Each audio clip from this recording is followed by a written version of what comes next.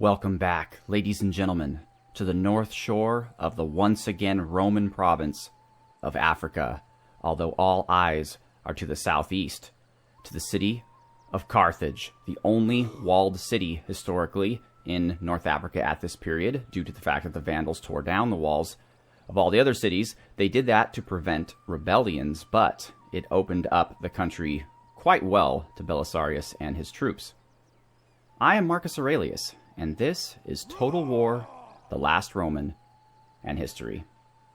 And I think we're ready just to end the turn. Oh, they're sending a champion out after me. Uh-oh. The Ostrogoths are moving to the southeast against the Romans. It's fine with me, as long as they leave me alone. No, we are not going to non-aggress the Sardinians. Since they are Romans, they just don't know it yet. And it appears their champion assassinated Belisarius.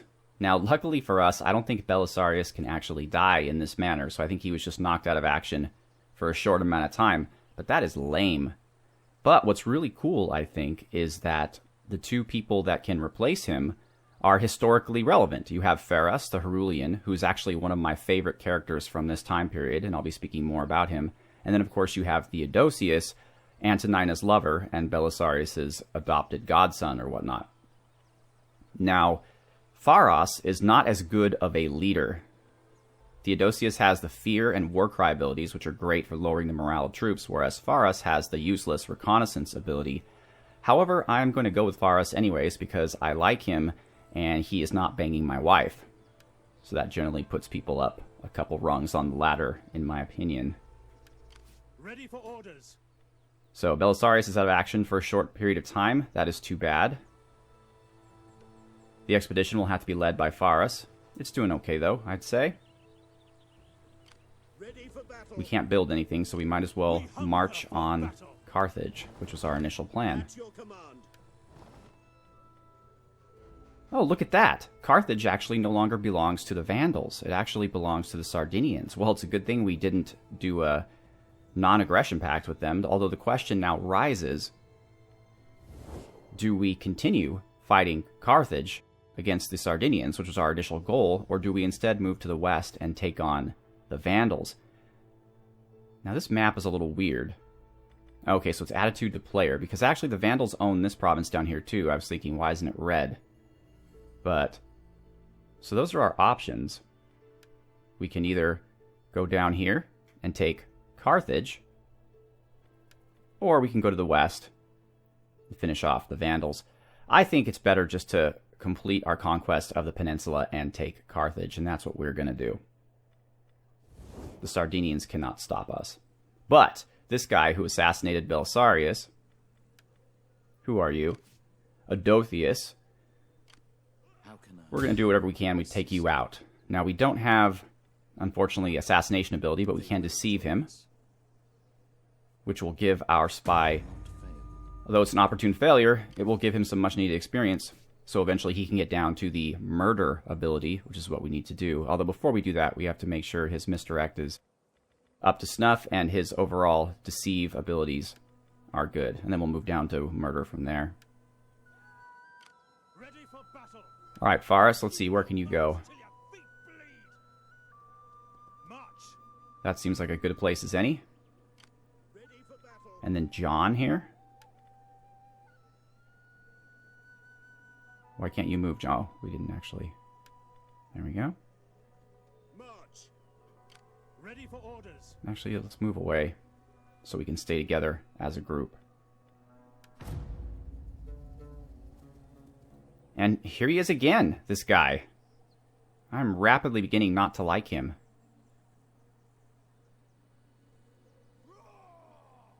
What's he doing? Something's going on with the Vandals. It's taking them forever. Alright, the Ostrogoths just took a city from the Romans. But again, the Romans will get the city back. And it'll keep them off our back for a while, which is what we need until Africa is under control. In the last episode, we talked about the Persian war machine of this period and the causes of the conflict between the Persians and the Romans in this time period. In this episode, we're going to discuss Belisarius and Citas moving east to fight the Persians on the Eastern Front. Man, these guys in there. Things. Where's Orthotius? This guy here? Yeah, let's manipulate him again. Success this time. We did not, however, gain any experience. So it looks like the Sardinians Commander, have left Carthage alone. make haste, men. Alright, Ferris, as much as I like you, Advance. I want to have John lead this because he's actually the only experienced commander that we have. Yeah, we're going to declare war. The Romans will, of course, help us because they are us. This settlement. Alright, let's get a ram and 2 ladders. That seems pretty good to me. Besieging the settlement. Alright, let's take a look at that. We don't have any type of siege engines, so I'm not entirely sure what is lobbing these catapults. And actually, historically, Belisarius did not have to invest and conquer the city of Carthage. The Carthaginians actually opened the gates to him and let him come in, while the Vandals all fled to the southwest. But we've already kind of gone off the historical path anyway, so we might as well just continue along it. In the comments of the last video, a viewer by the name of Norbert Falco asked a question regarding cataphracts that I wanted to spend a moment talking about in this video, because he was curious if how we portray cataphracts in mediums like these games is truly how they were used on the battlefield during their own time periods, or if we are confusing them with medieval Western knights that we know a lot more about. And that's actually a really, really good question, and one I can understand people not knowing. The truth is, it appears that they were indeed used exactly like Western knights. They were used as a shock cavalry to charge the enemy. They did not... well, first off, they did use a lance. It was called a contos. It was a 4-meter-long lance, but unlike the Western knights of the medieval period, they did not couch the lance. They didn't have stirrups. Instead, they held the lance with both arms. This, however, did not blunt the effectiveness of the lances. In fact, some sources say they were able to skewer 2 armored men in a row and sometimes pierce through an entire horse. So these were dangerous weapons. Now, one thing that was very important if you were a cataphract rider was that you had to continually be on the move. You couldn't stop in the middle of the battle and start fighting melee troops. And the reason for this is because, again, you didn't have stirrups, so you didn't have very much maneuverability in the saddle, and you were wearing such heavy armor that should someone have been able to pull you off your horse and knock you down onto the ground, you're not getting back up again. That armor protects you from arrows, it protects you from hits, but it also weighs you down. So once you fall off that horse, you are pretty much a non-factor in the battle, and someone could possibly kill you. So, in that sense, you want to always keep yourself moving, and that's how they were used on the battlefield. Now, in this period, as I mentioned before, the armor dropped a bit. The riders were still very armored, but the horses on the Roman end did not have any armor. And the Persians, they did put armor on the horse's head and front. But again, that just leads me again to the conclusion that they were constantly supposed to be on the move. Because if the armor's only in the front and not in the back, then you don't want the horse stopping and being able to be attacked from behind. Alright, let's continue with our battle here. For God himself. Yeah, for God. That sounds good, John. Let's do it. None will escape. So thanks, Norbert, for that question. I love good questions. Alright, there are only 4 units of troops in this city, so I'm not expecting it's going to be a very difficult endeavor for us. But here's the thing. This is why I always auto-resolve assault battles. I think the auto-resolve doesn't take into consideration the towers, because the towers will just destroy you. They'll take out full units on your way to the walls. That's just how they work. And I always seem to do a lot better when I auto-resolve assaults. But again, since we outnumber them so widely, that's fine. Now, if you look at the city here, there's only 2 ways to get to the center of the city. You can go around here, like this, or you can go all the way around and up here. So, to assault the city from this side would have our troops have to walk around and put themselves at firing risk from multiple towers. So it makes more sense to attack it from here. And you know what's funny is I don't know how to turn that off. Oh, okay. It just goes away on its own. That's great. All right, so let's start with our ladders. So let's do 3 on this side. Oh, we won't? Oh, cool. 3 on this side. And 3 on this side. They're a little messed up here. Okay. Then we have our rams, which are going to go straight for the gate. Just tear the farm buildings down, guys. You don't have to walk around them. Alright, so behind them, we're going to have our archers. And then behind them, we're going to have the rest of our infantry that we can deploy as needed. Actually, what, they all have ladders? That's a lot of ladders. I don't think we need that many ladders. Wait, how come some only have 1 ladder and some... Oh, whatever.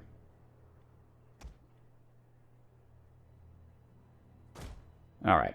Cavalry will keep safe out of the range of the towers here in the rear. And I think we're good to go. Alright, so let's go ahead and slow this down just to get things ready. You go here. I guess you go here. It's pretty far away, but whatever. You go here. And I don't know what you guys should do. We have way too many ladders. Just drop your ladder. Alright. You here. You here. You here. Perfect. And you go to the gate. And you get up to the gate. And it looks like they have some troops coming here. So actually, let's get our ranged troops over here. And, oops. And we'll set them up fire arrows. And our cavalry, we want to be able to get ready. We don't need all of them, though. Maybe 1 unit, maybe 2 units to take out these guys who are landing. They might go inside the city. We'll have to see. But they do have ballistas, so we have to watch out for that. All right, so the first thing the Persians did after they declared war on the Romans, if you'll recall, they did this because they asked the Romans to adopt the Persian heir, and the Romans said, sure, we'll adopt them, but only like we adopt barbarians, which rightfully pissed them off, is they attacked a country that was allied with the Romans. It was up in the Caucasus between the Black Sea and the Caspian Sea called Iberia. Now, this actually used to be a Persian satrapy, but the Persians were kind of intolerant of the Iberians' Christianity. So the Iberians decided that they were going to rebel and ask the Romans for aid. Justinian promised to send troops. And look at our soldiers are amazing. They could walk through solid rock. Or actually, it's a hay pile. But either way, that's quite impressive. We lost some siege equipment, huh?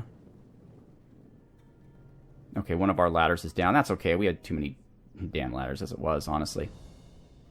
So they were able to conquer Iberia without much trouble whatsoever. The Roman reinforcements really didn't help at all. They were very small. Then they moved west and took out the kingdom of Lazica on the Black Sea coast. And they conquered them quite quickly, too. And the Lazicans... Really? 2 of my ladders? The Lazicans' king fled to Constantinople, right? So this is the time that Belisarius and Sittas were sent to the east to kind of get some control over this situation. This was in 527, by the way. So the first thing Belisarius and Sittas did is they raided Perse Armenia. Now you have to understand that Armenia in this time period was split up into 2 countries. There was Perse Armenia in the east, which basically meant Armenia that was controlled by the Persians, and then there was regular Armenia in the west, which were allies of the Romans. I guess because the Romans felt like they had less to prove, so they didn't have to name their half of Armenia after themselves, like the Persians did. But, so Belisarius and Sittas raided Perse Armenia, and their initial raid was incredibly successful. They got tons of booty and prisoners, and so a bit later, they tried to do it again. This time, however, the Persians were ready for them, and they were defeated, and they had to flee back in defeat. This, however, did not hurt Belisarius' military career at all. Oh, awesome. Their thing their catapult or whatever knocked their own soldiers out. Rather, at about this time, the gentleman who was in charge of the armies of Mesopotamia, the title is called the Dux Mesopotamiae, he died of natural causes, and Belisarius was given his position, which was really nice. Let's move these guys up here. I mean, we're fighting our Limitane against archers, so we should be fine there. We have... These guys are already made at the wall. No one's even trying to stop them. Everywhere else, I think we're good. These guys are moving up here. Let's get by the door. So now, Belisarius was the Dux Armeniae. Or Mesopotamiae, I'm sorry. And at about this time, in 527 August, the Emperor Justin died. Now, Justinian was already pretty much in control of everything, but now he was officially the emperor. This, however, didn't change anything about what was going on in the east. So we're winning here. We're not winning here yet, but we have these guys that are charging in kind of haphazardly. Come on, guys. Can we maybe... Oh, and the gates are open now. So let's get in and let's take these gates. Alright, I think we have 2 units of Scout Equites. Actually, we have 3. So let's get them here post-haste, because they have good capture power, and we can run them into the center of town while our infantry are fighting here. Although they're already fleeing. So around 528, Belisarius actually lost another battle. He was scouting out to the south of Dara and looking for a way past the Persian border, and he was met there by a Persian army and was defeated and had to flee back to Dara. And here's what happened. The Persians cleverly dug trenches, like pits, in front of their encampment, and it made it look like their encampment was empty. So the Romans charged in and fell into these pits, and many of their commanders perished. So Belisarius fled with the Roman cavalry, but all the infantry were lost. It was a really bad loss. But once again, Belisarius suffered no ill effect from this, because it was determined that the fault lay not with him, but with the sub-commanders who had led the charge. They were known to be impetuous, and luckily for Belisarius, they were also quite conveniently dead, so they couldn't really defend themselves.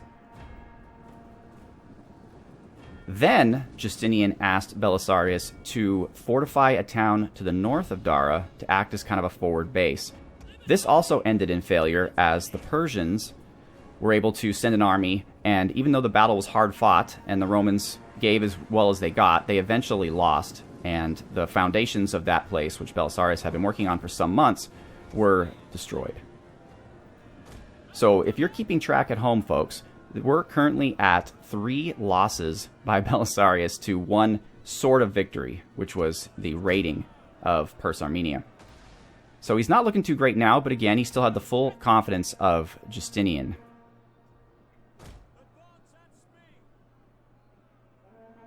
So in 527, he was recalled back to Constantinople, but the reason he was to do this was not in any type of dishonor. He actually was promoted to the Magister Militum per Orientum, which means the commander-in-chief of the entire armies of the East. And the East was Rome's largest province in terms of landmass. It was the entire East and also like Egypt. And so the base of that particular command was at Dara, and he set about basically constructing an army. Because at this point, the Roman army had been severely downgraded, lost a lot of troops due to the losses, so he needed to rebuild the new army. Not only that, but their morale was really poor, and the Persians knew it. So the Persians had all the confidence, and the Romans didn't have any confidence. And we are going to lose this battle here unless we get some reinforcements quick. Okay, here's some Limitane. And here are our Scout Equites. Yeah, they're already running. But that's okay, we'll put these guys here. We do need somebody to take this tower. In fact, you guys stay at the tower. And we'll have, yeah, this next group here go to the... Alright, Limitane, go over there. I'd rather not engage the spearmen in a front battle. I'd rather... Oh, they are cool-looking spearmen, though. I like the green shields. But okay, cool. So now they're coming after my spearmen, which will then give my equites the opportunity to say hello to them from behind.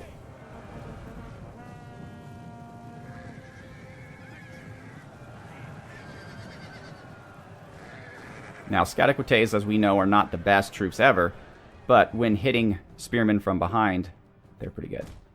And they can also spend that time capturing the fort. And wait.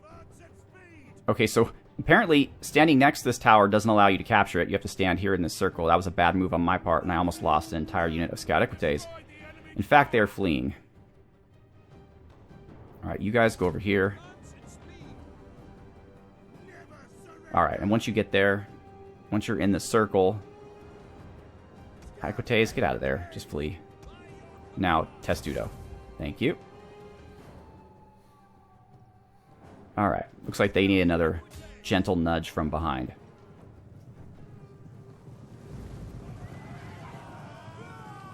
But you see what I mean about assaulting cities? If I had just auto-resolved this, which I would do if I was playing on my own, I would have lost next to nothing. But since I decided to play it out myself, the towers just decimated my army. In fact, they might have literally decimated them. I'm not sure if we lost 10%. We might have.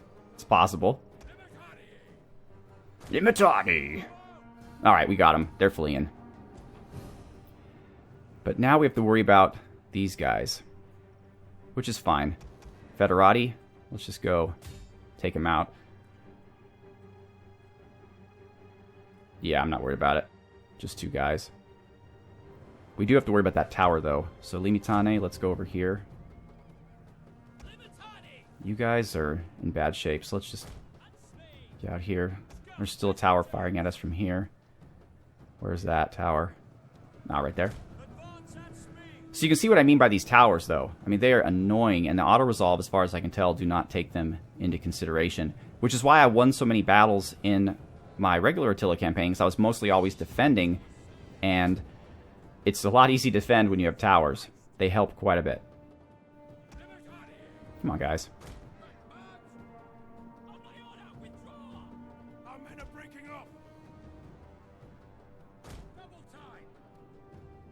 Alright.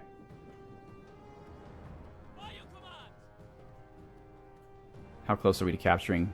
We're practically done capturing the main area. Okay, these towers are firing. Let's go up to them then. Yeah, you can see, just by standing here, we've lost half of this unit. These poor guys. They're sitting there going, Marcus, why do you have to talk about history? Why can't you just focus on the battle so we're not having to die? I know, guys, I'm sorry. Okay, Testudo. Of course, now we have another tower.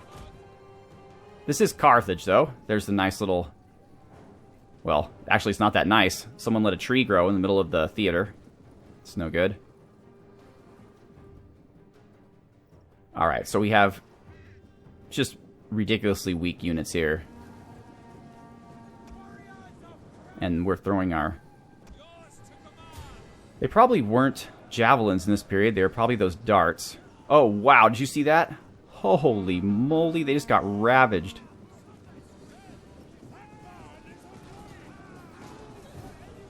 And that should be the end of this battle for us.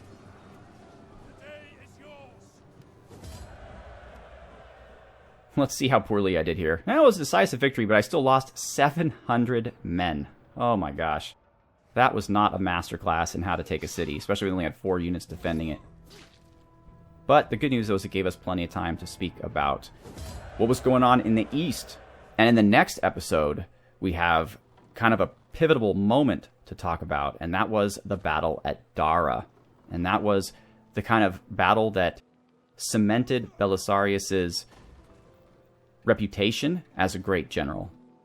Despite the fact, as I've mentioned in this episode, all the losses that he suffered, none of them were ever really pinned on him, but the victory at Dara was placed firmly in his lap, and it was a victory that he really earned. So that'll be an interesting thing to talk about. Ready for orders. And now Carthage belongs to us.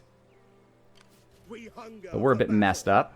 Although, it's nice to know John didn't actually lose anyone. He still has a full army. Let's get into encampment.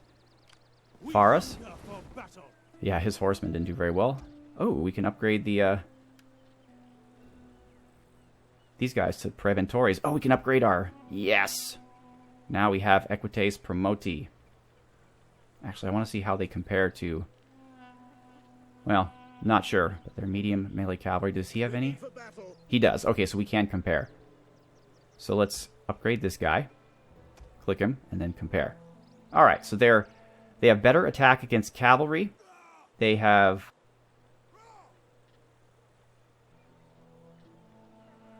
Yeah, better attack against cavalry, better melee attack, better melee damage. Substantially better melee attack, actually. They have better melee defense, slightly, better armor, better health, better morale, but less speed. They're dropping from a speed of 90 to a speed of 75, which is too bad. But they have excellent armor, high health, and excellent attack against cavalry, so I'll take it. Let's upgrade all y'all. Alright. Can we build anything? No, we still have pretty low growth. And this is partially my fault, because you're not supposed to necessarily have both hordes together, and that's impeding their growth, but I think it's for the best, because it's actually allowing us to win battles, as opposed to losing them. And look at, we have support Roman armies here. Now, this didn't happen historically, okay? Justinian didn't send giant armies to garrison every single little town that Belisarius took. Actually, he was pretty much on his own with his expedition for the whole time he was here. But for my sake, in terms of gameplay, it's nice to have these guys. Are they any good? Yeah, they look pretty much like we look. Limitane, Federati, although they have nice purple. We have some Fundatores and some Federati cavalry. The Legio II Veneria. Oh man, you guys should go to the doctor, get that checked out. Then we have the Legio I Gemina. Someone in the comments wanted me to name my legions Legio I, Legio II, but obviously now we shouldn't, because, hello, they already exist and they're here. That would be weird for the Romans to have two of those. Let's manipulate him, for no better reason than to get more skill. Critical success! My favorite kind of success. Although, again, we're just slowing him down. We're not actually hurting him. And they have these guys all over the place. Alright, let's end with what we're going to research. Federate forces will give us not only +5 charge bonus and -20 fatigue, all wonderful, but it will give us the military 1 missile attack rate +10%. So we're going to take that. What comes next? Then we have recruitment cost lowered, ammunition higher. That's fine, but not super necessary. Ammunition +10 for missile cavalry. Missile cavalry handles very poorly in this game. If this were real life, if like Belisarius got to pick bonuses for his army, this would be what he would take, because the majority of his cavalry was missile cavalry, even his heavy cavalry. But we are not in that situation. We have to abide by the rules of the game here, and the missile cavalry is kind of not as great. However, this does give +1 for cavalry unit recruits, which is actually kind of cool. So I'm probably going to go with this one next, unless this is good. -7 upkeep. I guess that's okay. And it enables the building of a safe keep. But this takes 5, this takes 7, so I'm probably going to go with this. And then we'll decide between this and this. Getting this would give us access to... Ooh, movement speed +5% and recruitment capacity +2. But it would cost us 10,000. We have the money, but just planning ahead. Alright, ladies and gentlemen, well, so that's the story of the Eastern Front up until the Battle of Dara, which we'll speak about in the next episode. And once again, thank you for asking that question regarding cataphracts. Norbert, I appreciate that. And of course, those of you watching are more than welcome to ask questions if you have any in the comments, and I will absolutely do my best to answer them. So once again, I'm Marcus Aurelius. I'd like to thank you very much for watching. Have a good one.